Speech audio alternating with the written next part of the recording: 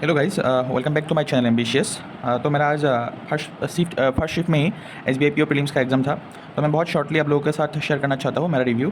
तो मैं सीक्वेंस उल्टा लिखा है, लेकिन मैं उल्टा ही बताऊँगा अभी। इंग्लिश से ही बताऊँगा, क्योंकि एग्ज़ाम इंग्लिश से ही स्टार्ट हुआ था। तो मेरा अटेम्प्ट भी बताऊँगा। देखो, पहले तो जो आरसी आया था वो 8 और 9 क्वेश्चंस आया था, और आरसी बेस्ड था पिंक टेक्स्ट पर। पिंक टेक्स्ट मतलब ऐसा है कि मतलब लेडीज़, मतलब वुमेन जो है, वुमेन के सामान हो, मतलब मतलब जो उनके ड्रेसेस हो या फिर मेकअप के चीज़ें हो, इन सब पर मतलब टैक्स ज़्यादा आता है और कॉस्टली भी होता है, और ये कॉस्ट वैसे ही बढ़ा दिया जाता है। लेकिन एज़ कम्पेयर टू मैन, और जो मैन के मतलब ग्रूमिंग के प्रोडक्ट्स है, उन सब में इतना पैसा नहीं लगता है जितना कि वुमेन के लगता है। यही था मेन थीम, और इसके अराउंड ही घूम रहा था। बहुत इजी लैंग्वेज में दिया गया था, ये बहुत ही इजी लैंग्वेज में बोलूँगा। क्लैरिकल सॉरी क्लैरिकल लेवल भी आप बोल सकते हो, बहुत ही इजी लेवल पे दिया था, और आसानी से क्वेश्चन बन जा रहा था। और मेरा कुछ 6 से 7 क्वेश्चन बना, और कुछ सिनोनिम्स एंटोनिम्स भी पूछा, बहुत आसान सा।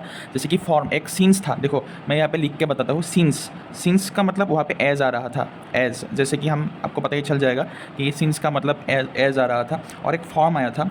फॉर्म का मतलब कुछ मैं भूल गया अभी। फॉर्म का मतलब किस सेंस में यूज़ कर रहा था, बहुत ईजी था। मतलब टाइप हुआ था।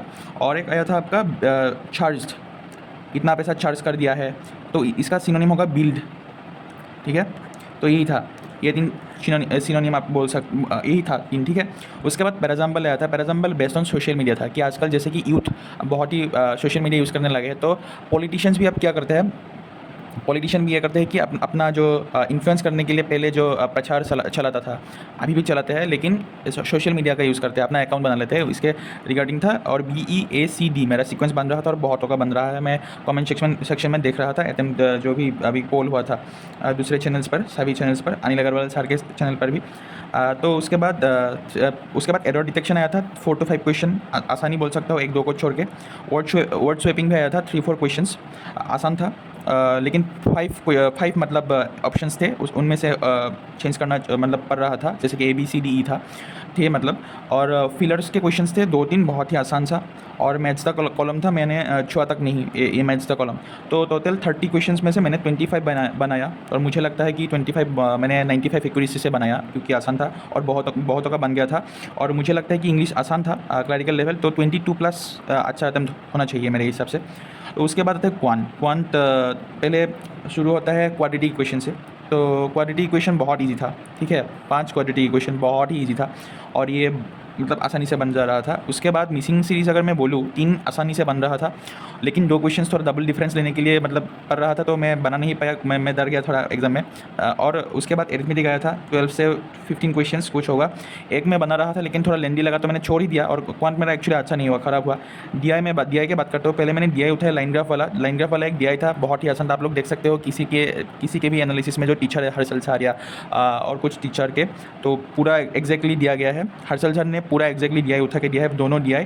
और DI लीनियर वाला बहुत, मतलब लाइन ग्राफ वाला बहुत आसान नहीं बोल सकता हूँ, लेकिन मॉडरेट था। लेकिन क्वेश्चंस बहुत ही लेंदी थे, 2-3 क्वेश्चंस, तो टाइम बहुत ख़राब हो गया। और टेबुलर बेस्ड एक था, तो उसमें भी 2-3 क्वेश्चंस बहुत ही मतलब थे। तो मेरा कुल मिला के सिर्फ 17 अटेम्प्ट हुआ, अच्छा नहीं हुआ।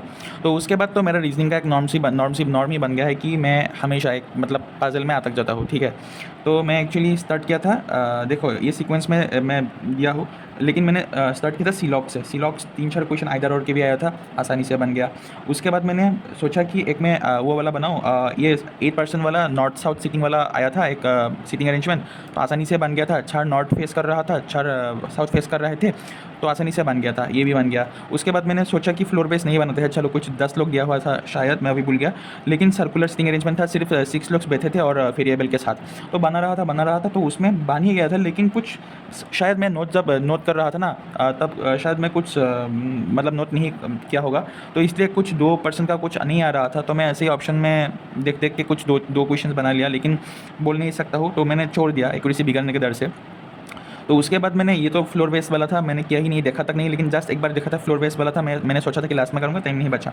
तो उसके बाद कोडिंग डिकोडिंग मतलब चाइनीज़ कोडिंग था, 4 क्वेश्चन बहुत ही आसानी से बन गया था, बहुत हलवा लेवल का था, आसानी से बन गया। उसके बाद बहुत टाइम कम बचा था, तो उसके बाद मैंने जैसे तैसे करके ये ब्लड रिलेशन और ऑर्डर रैंकिंग वाला क्वेश्चन 2 से 2.5 मिनट में दोनों क्वेश्चन उड़ा दिया। और ब्लड रिलेशन मुझे लगता है मेरा कुछ सही नहीं हुआ ऐसा लगता है, क्योंकि 2 क्वेश्चन के आंसर तो आ रहा था, लेकिन एक में क्या हुआ था ना, कुछ डी या बी ऐसे ऊपर आ रहा था, ऐसे कि देखो ऊपर आ रहा था, उसके बाद कुछ बी सी ऐसे, मुझे याद नहीं है ऐसे आ रहा था, लेकिन सपोज मैं बता देता हूँ कि ए और बी और ए के रिलेशन पूछा लास्ट में, तो कुछ ऐसा बोल रहा था कि ब्रदर इन लॉ और हस्बैंड, लेकिन इन दोनों का तो बन ही नहीं रहा था, तो अभी मुझे पता नहीं ये सही होगा कि नहीं। और एक क्वेश्चन था ऑर्डर रैंकिंग वाला, ऑर्डर रैंकिंग वाला मैंने 1 मिनट में जैसे तैसे करके उड़ा दिया। तो इसमें कुछ ऐसा क्वेश्चन ऐसा था कि ए और सी या फिर बी और सी कुछ एक साथ ऐसे, मतलब ऐसे बताता बी के ऊपर सी के ऐसे कुछ 3 लोग था, और सी और मतलब एफ के लेफ्ट में जितना होगा सी के राइट में इतना होगा, ऐसा कुछ कंडीशन था। तो मुझे लग रहा था कि एफ़ इधर होगा, क्योंकि एफ़ के नीचे भी कोई और एक था, तो मतलब ऐसा था कि एफ़ सेकंड में होना चाहिए मेरे हिसाब से, और सी सेकंड लास्ट में होना चाहिए। और एक क्वेश्चन के आंसर 42 आ रहा था, इसी का मतलब हाइट, और इसमें मतलब इन लोगों का वेट दे कर रखा था, वेट या हाइट, तो किसी का 45 ये होना चाहिए, सेकंड वाला 45 था। तो मुझे लगता है कि ये वाला पूछा था और ये 42, इसका मतलब पॉसिबल हाइट क्या हो सकता है, तो मुझे 42 लगता है। आप लोग कन्फर्म करना जो भी मेरा वीडियो देख रहे होगे, ठीक है। और इसके बाद ये था मेरा सिर्फ 18 अटेम्प्ट हुआ, तो कुल मिला के मेरा कितना अटेम्प्ट हुआ, सिर्फ 60 अटेम्प्ट हुआ, देख सकते हो 60। तो मुझे नहीं लगता है कि 60 में क्या होगा, क्योंकि अभी देखो IBPS PO में भी मेरा ऐसा हुआ था कि मैंने सिर्फ 54 बना के आया था, और मैं श्योर नहीं था, लेकिन मेरा क्लियर हो गया, मुझे 57.75 मिला 3 मार्क्स का। मेरा हमेशा ही मेरा ऐसा होता है कि जितना भी अटेम्प्ट करके आता है वो ज़्यादा ही मिलता है, लेकिन इस टाइम पता नहीं, क्योंकि इंग्लिश तो बहुत ही आसान आया था, तो मैं कुछ पता नहीं सकता। बाकी ये दोनों सेक्शन मुझे इतना आसान नहीं लगा, और रीजनिंग में तो मेरा नॉर्म ही बन गया है कि मैं हमेशा एक कुछ में फंस ही जाता हूँ, जैसे कि सर्कुलर में फंस गया।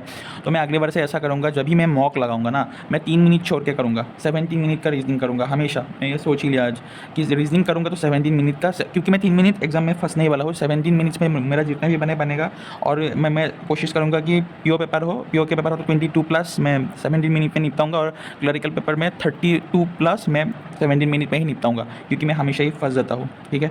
तो यही था तो ओवरऑल अटेम्प्ट। तो मुझे लगता है कि इसमें देखो यार, मैं कुछ बोल नहीं सकता, लेकिन मुझे लगता है कि 55 के नीचे अगर किसी का अटेम्प्ट हुआ है तो चांस तो नहीं है मेरे हिसाब से। मुझे तो 60 ही कम लग रहा है, लेकिन कुछ कमेंट सेक्शन में किसी के साथ बात भी हुआ था, और उन लोग भी बता रहे थे कि उन लोगों का भी IBPS PO निकल गया है, वो लोग 65 अटेम्प्ट कर गया था कुछ ऐसा, लेकिन अभी वो लोग भी बहुत कम ही बनाया है। तो मुझे नहीं लगता है क्या है, लेकिन मुझे लगता है कि 60 भी थोड़ा कम ही है, और 55 के नीचे तो मुझे नहीं लगता है कि इस शिफ्ट में इतना आसान होगा क्लियर करना। लेकिन और एक बहुत ज़रूरी बात है कि ये जिस डेट में मतलब एग्ज़ाम है ना, उस डेट में RRB PO मेंस का मतलब इंटरव्यू भी चल रहा है, और इंटरव्यू कौन लेने जाएगा, जो कि बहुत अच्छे बच्चे हैं जिसने मेंस निकाला था। तो थोड़ा कंपटीशन तो थोड़ा ज़्यादा नहीं, कम खत तो जाएगा, ठीक है, क्योंकि वो लोग तो अच्छा स्टूडेंट्स थे ना, वैसे ही तो इंटरव्यू तक नहीं जाएगा। तो जो लोग इंटरव्यू तक नहीं गया, तो मतलब इंटरव्यू तक गया तो वो लोग एग्ज़ाम देने नहीं आया होगा, तो इसके वजह से थोड़ा कम होने का चांस है। तो पता नहीं अभी क्या होता है। ये था मेरा रिव्यू, थोड़ा मुझे अच्छा नहीं लग रहा है, देखता हूँ क्या होता है बाद में। ओके, गुड बाय, और चैनल को सब्सक्राइब कर देना प्लीज़, ठीक है, बाय।